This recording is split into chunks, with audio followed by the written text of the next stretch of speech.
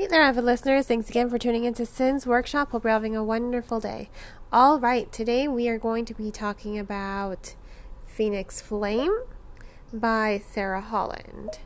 This is the second novel in the Haven Fall series.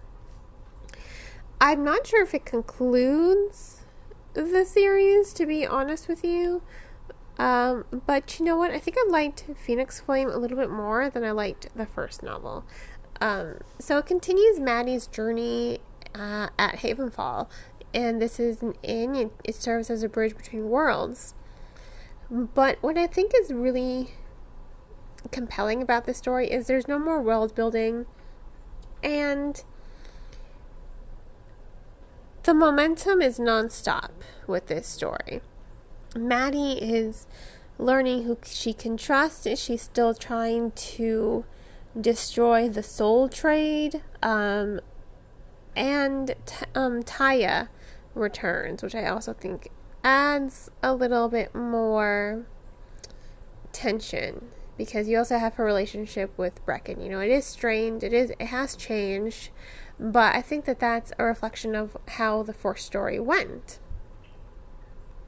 So I have to say, I think I also like this one a little bit more because Maddie gets to go into the other worlds. She gets to, oh my goodness, bless me, sorry. And she gets to go into Fjorden. And I think that that's really cool because she discovers this, she discovers the Phoenix Flame, and it's a piece of jewelry that she can wear that she discovers her mother used to wear. Her mother apparently was in a relationship with the bad guy, with a bad guy. I guess she didn't know he was a bad guy.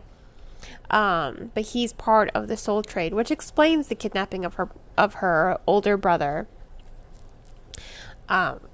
So I really like that. The Phoenix Flame allows the wearer to go into another world without feeling the effects. And I think that was really cool. We got to see more of this fantasy that was created in the first novel. We didn't really get to see a lot of that in the first novel. And I think, again, that's why I liked this one a little bit more, because we're going to these mystical realms that we were just hearing about in the first novel. And now we get to really see and experience the Fjorden cold, and we get to see Maddie's brother, who turns out to be Taya's brother. Woo, that was crazy. We discovered that in the first novel. It was crazy. So they're reunited, and there's more tension there too, because she doesn't exactly know if she can trust him or not. A lot has changed. A lot has happened. There's so much that's going on. Who knows what's going to happen? So there's lots of tension in the character dynamics. There's a lot going on within these character dynamics that is making it a really strong read. I personally liked how the relationships have strained. You really don't know what's going to happen with Maddie or Brecken. You really don't know what's going to happen with Maddie or Taya. You don't know if they're all just going to get together or if she's going to choose one or the other. Their relationships have changed. She is attracted to both, and both are attracted to her, but we're unsure of where their relationship is going to go. And her relationship with her brother, her relationship with her mother, these are more tension, high-stakes relationships. We don't know where these relationships are going to go, and that's why I think is really cool about this story. It's not predictable. There are all these little elements in the fantasy that make the story and the momentum of the story go forward, and you really are drawn in to that narrative. You are drawn into that storytelling, and I really did find this one more engaging. Honestly, I wasn't sure if I was going to, because as much as I liked Havenfall, it wasn't an oh my god mind-blowing story. I appreciated its storytelling and its world building, but now that that's all done, we're really getting to see these characters shine. We're really getting to see the magic shine, and I think that that's probably what makes this story a lot better than the first one. I hope that makes sense for you. But you know what? I think at the end of the day, I do think it's good. There is a story at the end. It's just about Taya and her brother. I think this novel's a good close for the series, but I like how Holland leaves the door open. If she wants to come back to this universe, she can. It's not a shut door on this series. It's a closed door, but it's not shut. There's still a crack. You can squeeze in and tell another story if Holland so chooses. And I think that's really what makes it good. That there's more.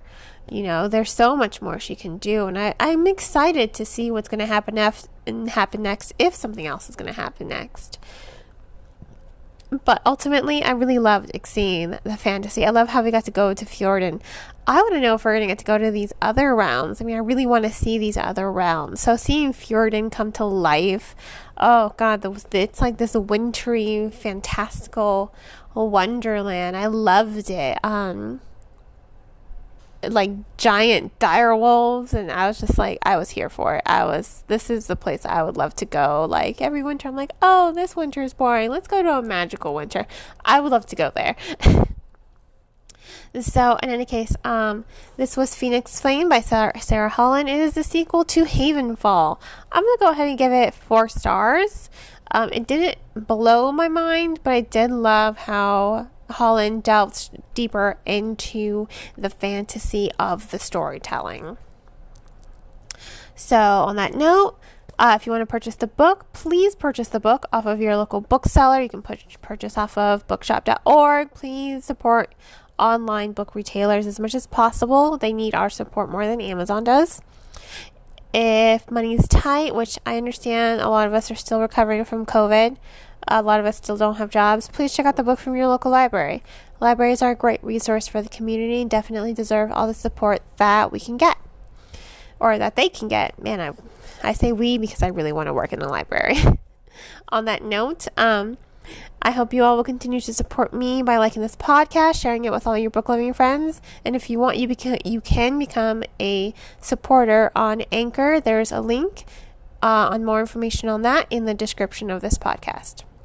I hope you all have a great rest of your day, and as always, happy reading.